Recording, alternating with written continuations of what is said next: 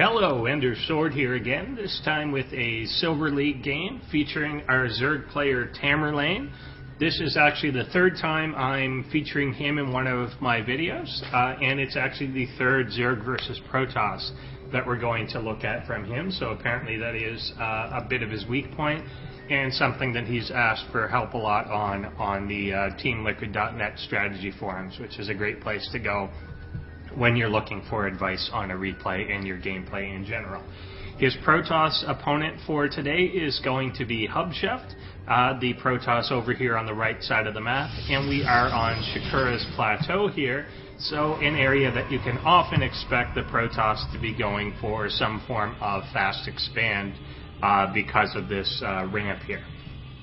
The three things that I'm going to focus on most during today's game are number one, macroing and really expanding aggressively. You often hear the expression of a Zerg simply taking the map, and we're going to see a situation where that's what the Zerg should be doing.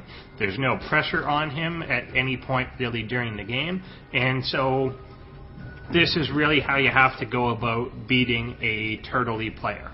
So the second thing that we're going to look at is exactly that. How do you address a very turtley player? How can you find weak points in what they're doing? And how do you take advantage of the fact that they're being too turtley, being too passive, and moving out very methodically as they go along? A lot of Zergs have trouble with a very turtley player, whether it's a Protoss or a Terran, because they're very used to getting away with a lot of harassment. They're used to trading their armies a lot, kind of keeping the opponent down and not really macroing up to a huge level. They're just used to washing over the opponent. So what do you do when they kind of take those options away from you or make it very cost inefficient to do so? So we'll look at how that develops over the game. And the third thing that we're going to take a look at is teching up sensibly. So whether you're progressing with what your tech is and whether you're progressing in the right direction that actually makes sense for what your opponent is doing, as opposed to simply automatically going down a tech path that maybe has worked for you in the past, but isn't going to work in this particular game or in this particular setting here. So the Zerg player is in, did see that we are going for the Forge Fast Expand here, and not only the Forge Fast Expand, but the very safe version of it, where he gets the Forge and Cannon completely up before going for the Nexus there. So there's very little chance that any form of early aggression, Ling aggression, is going to do much here. He did go for a pool first before actually going for the expansion, which would usually indicate that he wants to poke with Lings or maybe go right to Roaches, something of that nature. But because of the safe nature of the Protoss build, there's not going to be a lot of opportunity there. The Protoss did decide to do this after actually seeing that it was pool first, as opposed to expansion first. So he was pretty justified in doing what he did, making sure that he's completely safe before getting that Nexus up. This is a very frequent continuation from the Protoss player. They've got the Forge there anyway, so they will often go for a pylon by your natural to see if they can sneak in a few cannons and cannon the area. Here he only went for a single pylon. What he probably should have done is gone for a pylon and a pylon to actually wall off behind the minerals and then tried to place a cannon in behind. As the Zerg player, you should be getting an Overlord into this position or have something scouting in that area. Since you know that a Forge exists, a lot of Protoss are saying, well, it doesn't cost me hardly anything to just try and cannon you, because I'm really, what's the worst case scenario? I'm going to have to cancel it, maybe lose 25 minerals, maybe 50 if I went for the double pylon to wall it in. It's a very low risk thing to be doing. They want to have the probe out there to see what your timing is on the expansion anyway, so it is an extremely low risk thing for them to do, and it should be something that as a Zerg player you're aware can be happening, and you should just always keep an eye out for it automatically.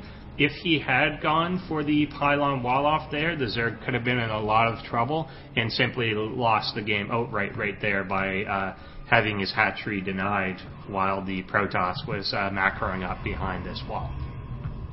The Overlord comes in here and sees something pretty weird. I don't think I've ever seen anyone do quite this, which is a very late gateway to actually finish the wall up front, but 4 gateways in the main base, and just now at 7 minutes and 30 seconds getting the cybernetics core down. So what this can actually tell you is, despite the early wall off here being fairly well defended, it was certainly good against lings or very early roaches, the fact that there's no cybernetics core out yet until just now means that we've still got a little window before any sentries can come out or any stalkers can come out into the game, and the actual formation of this is surprisingly vulnerable. We've got the pylons completely up front, and these 3 cannons powered by 2 fairly weak pylons here. So if the Zerg player wanted to, he could certainly go for a bit of a roach aggression against this, and he is getting out a few roaches now. This is actually a vulnerable state for about a minute or so. It could be attacked quite easily. But you can obviously opt to not push against that. It is somewhat risky to be doing, but also what the Protoss player has done here is really left himself hanging a little bit. He's left himself a lot more undefended than he has to be in order to focus on his economy. I kind of wonder if making the cybernetics core late was actually just a mistake. It was quite late, given what he's trying to do.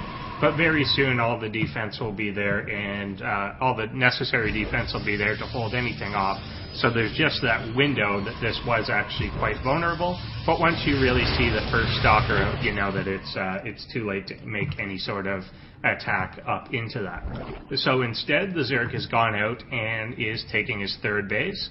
That's done at a pretty decent timing. He started that about 9 minutes, and is now up and running with 3 base. This is generally what you do want to be doing as the Zerg player in this type of matchup. You know that there's not going to be a lot of aggression coming out of the Protoss player. Given that we saw the cybernetics core was very late, we know that it's certainly going to be at least some time before anything like a Stargate could get out, before anything like Blink is out, before any significant army could possibly be built up. We also know that there's no possible DTs on the way for at least another 2 minutes or so. It's just very late for all this tech to be happening. So this is just a very standard, completely turtley, I wouldn't say standard, it's actually excessively turtley defense here. We've got 2 cannons in both mineral lines, defending with only stalkers just to make sure that that ramp is covered. It's very hard to see any huge vulnerable areas that could be attacked at this point. So what should the Zerg player be doing? You do want some form of army to make sure that this isn't going to push out at you and just catch you in a timing attack, but in general we're not going to be in any sort of aggressive mode. We know that this isn't really attackable at this point in the game. Mutas aren't going to do very well because of the cannons here. There's way too many cannons up at the front. We don't see these extra 2 yet, but he will when he pokes up in a moment. Stalkers are pretty good here defensively. Probably should have some sentries out, obviously, but he doesn't. But we're just going to take a look up, see, yeah, there's no way that we're going up this ramp anytime in the near future. So what should the Zerg be doing? Obviously, he goes for a 4th base. This is exactly the type of mode that you should be in as a Zerg player. If you know that your opponent cannot come out and get you, if you know that you can't go in and get him, then you need to just be taking the entire map. You just want to get your economy and production to the point that even if they come out against you and start picking bases off, you've just got so much left that you can overwhelm anything that comes out of their bases. Just surround it, destroy it, and send them back home. And even if you lose a base or 2, you've just got so much redundancy in everything that you have, you've got so much production in everything that you have, that you've just got the economy and production to remax your army completely and just walk over your opponent. So that's the type of strategy that you should be taking as a Zerg. So while you do, yes, want to still build up your main army to make sure that we're safe if anything moves out, your focus should really be on teching up and making sure that your economy is getting better and really spiraling to the out of control critical mass point that there's nothing that anybody can ultimately do about it. We go for the Spire here as opposed to teching up towards Hive. You very often in this at around this time frame, you know that the Protoss is on 2 bases. You know that he's building up something of a death ball that's eventually going to be coming out. So yes, you want the Spire down. You know that you're probably going to be facing Colossi. You do want to try and take a poke in to see whether you can actually confirm that it is Colossi coming out. And right now, Tamerlane isn't actually aware that that's the case. He should be doing a little more scouting, getting in with Overlords, getting in with Overseers to really see what's coming out of there, to confirm that it is Colossi as opposed to a Stargate play, as opposed to Archon play. But one look there would tell you, yes, it is Colossi. I do want some Corruptors out. And Corruptors naturally help you transition into Broodlords, which is a very good response for a super turtle-y player. We can see here that not having defense in the right type of areas allowed the hatchery to be picked off by a dropship just full of a few zealots. That did take them a while to kill that. So you do want to have slightly better movement with your troops. You want to make sure that there's at least minimal defense at each base. There should be at minimum a Spore Crawler and Spine Crawler at each facility you have to stop DTs from coming in, to stop Void Rays from coming in, and to stop some of that simple harassment like a few Zealots coming in and actually wiping out a base. When that was wiped out, it should have been placed back immediately. As soon as that was even under attack, a drone should be on its way over to replant that hatchery. And given the level of minerals that we have, really there's no reason that this base shouldn't be taken, that this base shouldn't be taken, that we shouldn't be knocking down the rocks here, knocking down the rocks here. When people say take the map, when someone is being completely passive and completely turtley like this, literally take the map. If you end up with 8 or 9 bases, that's fine. It's going to take them so long to kill that. Even if they go for your main and knock out all your tech right away, by the time they get to your 8th or 9th base, you can have completely rebuilt all that tech just in the time that it takes them to get from one to the other. You've got so much production. Don't feel afraid to overproduce bases if you've got this amount of money and if your opponent just isn't moving out at all. It's not a waste at all. You have to think that your bases are not only the point that's giving you economy as Zerg, but they are your production facilities. At some point, your bases are more like barracks, they're more like gateways, they're more like robo facilities. They can make whatever you want, so you don't always need to be mining from it or making drones from it. Just put a hatchery in place and then make roaches from it, make corruptors from it, make whatever you want. You may have no intention of mining from it at the time that you put it down, but then 10-20 minutes later in the game, maybe you end up mined out here and you want to move all your drones up to another spot. So the fact that this isn't retaken is a really big blunder. We're on 3 bases, but there's no reason to not be on 4, 5, 6 bases 20 minutes into the game. The Protoss player is now kind of pushing out with this fairly unattackable army in a fairly unattackable position, and he's now going to try and equalize the number of bases that we have. We should be so far ahead at this point that he's now building a base that just brings him within 3. But right now we're going to allow him to get up to an even economy and be in a completely unattackable position here. The Protoss army has one huge weakness right now in that it doesn't have any sentries in it. so there's no way that he can throw down force fields or really prevent the Zerg army from getting a good position. But what he is doing to prevent them from getting a good position is using this big rock, using the fact that there's 2 chokes into the area that the Protoss army is positioned. He can't come out here. He can't come out into the open. He can't come out into this lane because it's too small of an actual army that he would get surrounded by a lot of roaches. And given that the Zerg economy is much better and Zerg production is much better, he can't really afford to be doing any sort of trade. He can't be losing the Colossus here. But by engaging here, by allowing yourself to engage in these choke positions, this rock becomes a huge permanent force field that you're just giving to a Protoss army that doesn't actually have the ability to do any force field. So while we want a full surround on this army, here we see that the Colossus are just going to hide behind the rocks, force you through a choke, and there's no way to get at these super valuable units with the roaches. The range is just too small, the positioning and maneuvering is just too bad, and we end up with two completely decimated, destroyed armies that should never have engaged in the first place. So while we do kind of want to deny this third base, you have to look at that and say, well, I can't.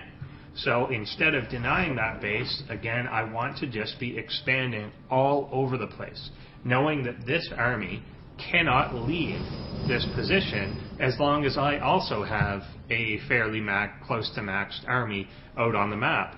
This doesn't have any sentries in it. And that's going to be a problem if he tries to move out into anything in the open. He's going to have to stick around walls. And if he does move out, he can try and sneak back in and actually take that out, snipe it down, anything like that.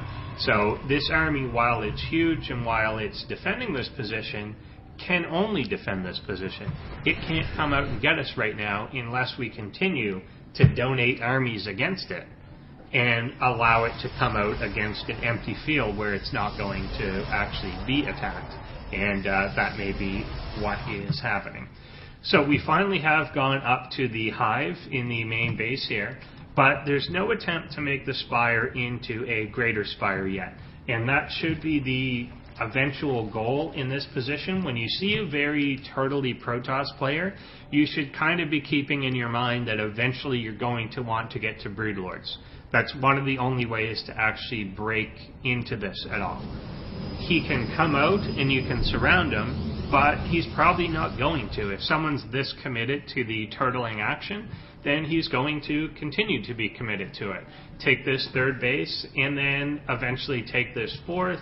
He's going to always stay in a position that can't really be attacked, that is very well defended, that's not going to allow for a big surround, so that we always get in this type of engagement position where this big rock is just acting as a permanent force field against us, and there's nothing we can do. There's no good surface area.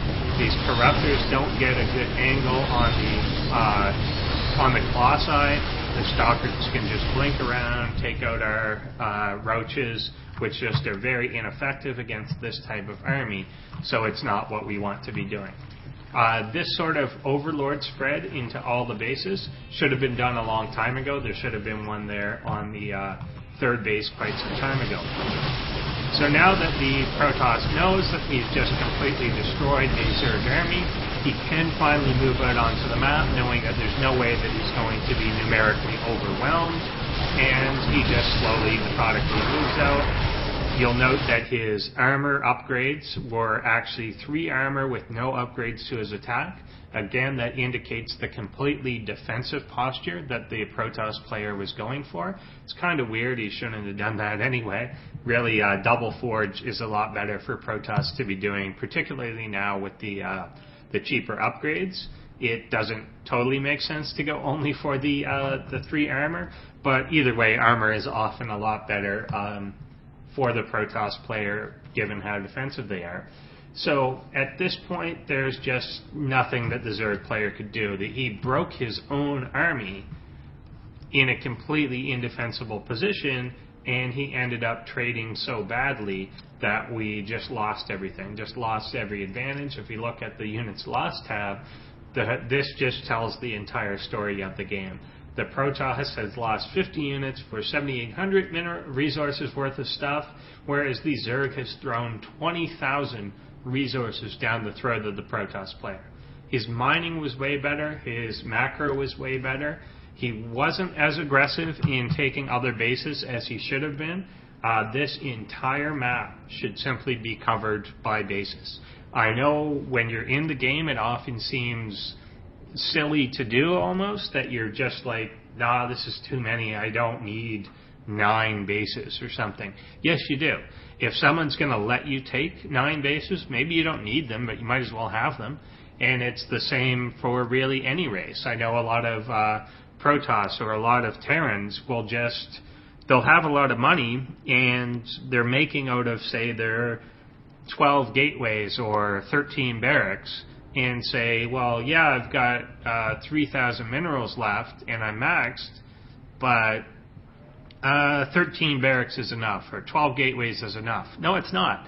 If you've got that type of money, add to your production. Make 3 more robo-bays. Make 12 more gateways. I don't even care if you can use them, if you can support them all the time. If you're at a maxed army, if it's money that you have available that you cannot spend at the moment, make them, because you're going to need them later. And when you end up in a huge army trade and then all of a sudden you can build and warp in 24 units at the exact same time, then you're going to feel very good about the fact that you made them. And the same with the Zerg army here. If you put down literally 8, 9 hatcheries in various places, and then all of a sudden you can remax out 56 new units in 20 seconds, 20, 30 seconds, yes, you're going to like the fact that you could do that. Given the economy that we had available, if the Zerg production was simply the size that it could have been at this point, even with this amount of money, and even with throwing so much right down the throat of the Protoss player, if he was able to simply lose that army and instantly remax, it still would have prevented this Protoss player from being able to move out and attack against him. It just would have still pinned him back at home, because there's always the fear that this total remax is going to happen and that you're going to get swarmed by an army. And by the time that you take out this base, by the time you take out this base, a 3rd army is back out, a 4th army is back out, and it just never stops, whereas the Protoss production is going to be limited by the fact that it's only on 2, 3 bases. And at this point, you don't even have to hold out for that much longer. Take a look at where we are this late into the game. 26 minutes, while the main's mined out, the natural's going to be mined out, and you can keep a good eye on that. You know that your own natural's almost mined out, and he had it longer. You know that your own main is mined out. Obviously, 20 minutes into the game, his is. So this Protoss player that has 3 bases is on a 1-base economy.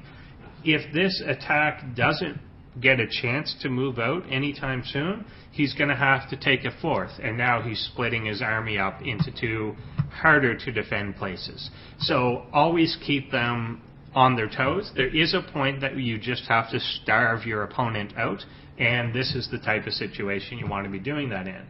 Obviously, also, the thing that you're always teching towards against a very turtly player is Broodlords.